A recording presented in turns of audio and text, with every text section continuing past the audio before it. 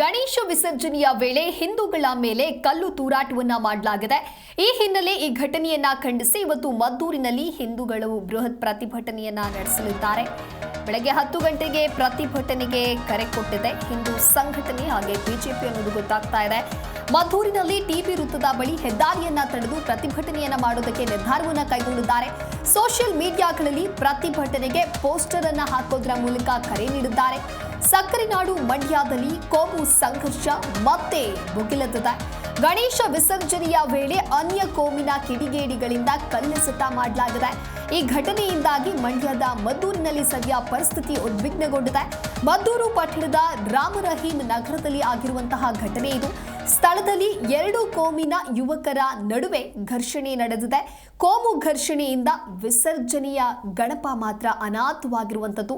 ಅನಾಹುತವನ್ನ ತಡೆಯೋದಕ್ಕೆ ಮದ್ದೂರಿನಲ್ಲಿ ಸದ್ಯ ನಿಷೇಧಾಜ್ಞೆ ಜಾರಿ ಮಾಡಲಾಗಿದೆ. ಬೂದಿ ಮುಚ್ಚಿದ ಕೆಂಡದಂತಾಗಿದೆ ಮದ್ದೂರು ಪಟ್ಟಣ.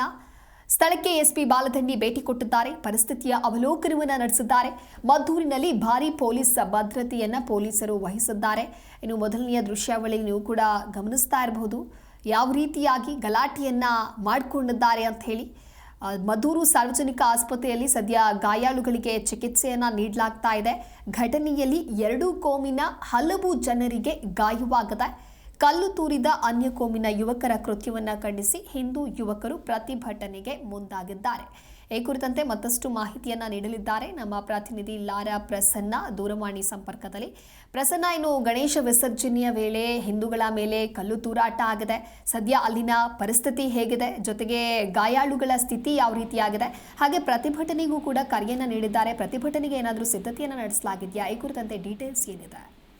ಹೌದು, ಏನು ನಿನ್ನೆ ರಾತ್ರಿ ನಡೆದಂತ ಕೋಮುಗಲಭೆ ಹಿನ್ನೆಲೆಯಲ್ಲಿ ಈಗ ಮದ್ದೂರು ಒಂದು ಉದ್ರಿಕ್ತ ಪರಿಸ್ಥಿತಿ ಕೂಡ ಉಂಟಾಗಿದೆ. ಈಗ 144 ಸೆಕ್ಷನ್ ಅನ್ನ ಕೂಡ ಜಿಲ್ಲಾಧಿಕಾರಿಗಳು ಜಾರಿಯನ್ನ ಕೂಡ ಮಾಡಿರುವಂತದ್ದು. ಸ್ಥಳದಲ್ಲಿ ಬಿಗುವಿನ ವಾತಾವರಣ ಕೂಡ ಈಗ ಇದೆ ಅಂತಾನೆ ಹೇಳಲಾಗ್ತಾ ಇದೆ. ಈ ಒಂದು ಏನು ನೆನೆ ನಡೆದಂತ ಹಿಂದೂ ಮುಸ್ಲಿಂ ಗಲಾಟೆ ಹಿನ್ನೆಲೆಯಲ್ಲಿ ಹಿಂದೂ ಪರ ಸಂಘಟನೆಗಳು ಇಂದು ಮದ್ದೂರಿಗೆ ಕೂಡ ಲಗ್ಗೆಯನ್ನ ಕೂಡ ಆಗ್ತಾ ಇರುವಂತದ್ದು. ಇಂದು 10 ಗಂಟೆಗೆ ಪ್ರತಿಭಟನೆಗೆ ಕರೆಯನ್ನ ಕೂಡ ಈಗಾಗಲೇ ಎಲ್ಲ ಫೇಸ್ಬುಕ್ ವಾಟ್ಸ್ಆಪ್ ನಲ್ಲೂ ಕೂಡ ಕರೆಯನ್ನ ಕೂಡ ನೀಡಿರುವಂತದ್ದು. ಒಟ್ಟಾರೆಯಾಗಿ ಮದ್ದೂರು ಈಗ ಉದ್ರಿಕ್ತವಾದಂತಹ ಸ್ಥಿತಿಯಲ್ಲಿದೆ ಅಂತಾನೆ ಹೇಳಲಾಗ್ತಾ ಇರುವಂತದ್ದು. ಒಟ್ಟಾರೆಯಾಗಿ ಇಂದು 10 ಗಂಟೆಗೆ ನಂತರದಲ್ಲಿ ಯಾವ ರೀತಿಯಾದಂತಹ ತಿರುವನ್ನ ಪಡ್ಕೊಳ್ಳುತ್ತೆ ಅಂತ ಕೂಡ ಈಗ ಕಾಯ್ದು ನೋಡ್ಬೇಕಾಗಿರುವಂತದ್ದು. Divya, okay, thank you Lara Prasanna ನಿಮ್ಮೆಲ್ಲ ಮಾಹಿತಿಗಾಗಿ.